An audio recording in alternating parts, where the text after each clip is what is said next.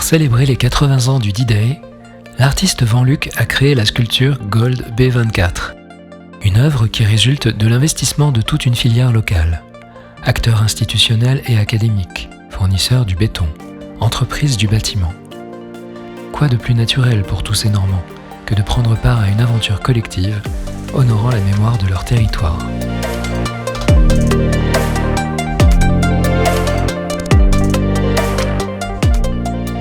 J'avais envie d'impliquer un certain nombre de coopérations pour réaliser quelque chose de collectif et de beau, tous ensemble, et que les gens s'en rappellent.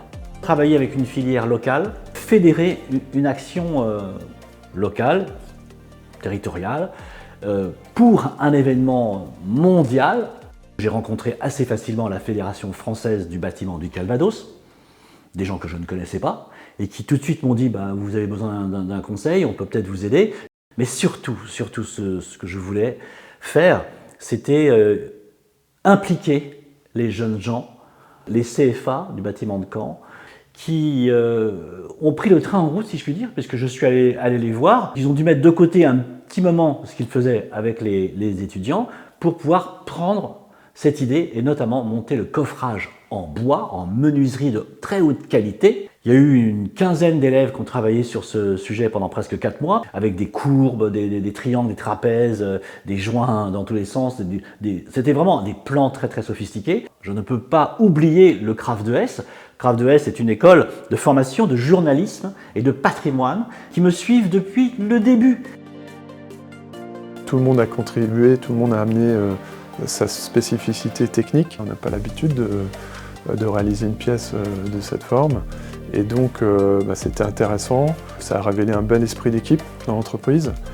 Et puis ça correspond bien à notre signature qui est bâtisseur d'innovation. C'est une belle aventure, enfin, c'est quelque chose d'atypique pour nous, ça a beaucoup de sens. Et nous sommes fiers d'avoir contribué à cette œuvre. Alors, pour au moins 2 raisons. D'abord, nous avons construit le musée d'art en Manche, qui est un musée qui a des bétons apparents, des beaux bétons préfabriqués que l'on a réalisés dans notre usine.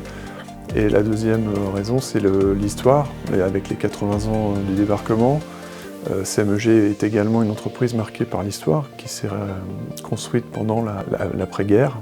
Et donc ça avait du sens pour nous de répondre présent.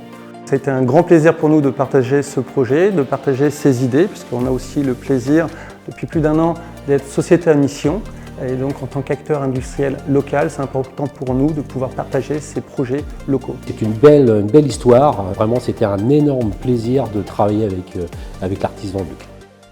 Je faisais une création un peu nouvelle, ça changeait un petit peu du quotidien des ouvriers, des techniciens, des contremaîtres, des gens qui ont travaillé avec moi, et des ingénieurs aussi. Le béton m'a conduit vers cette nouvelle exigence de ma part, c'est-à-dire faire attention à ce que je fais, d'écouter énormément ce que disent les gens, même à la limite leur laisser le bébé à un moment donné. J'ai dû quand même laisser les ingénieurs, les gens travailler sur ce sujet, sur cette Gold B24, avec beaucoup de plaisir d'ailleurs, et c'est pour ça que ça devient un collectif, et que c'est en ça totalement différent, et que le matériau du béton par rapport au métal ou par rapport à la résine a été totalement différent, encore moins le papier ou les huiles ou les toiles que j'utilisais avant, où ça je peux maîtriser tout seul. Mais là, dès l'instant qu'on va sur le plus grand, le plus haut, le plus fort, il faut être plus nombreux, et ça a été vraiment un régal.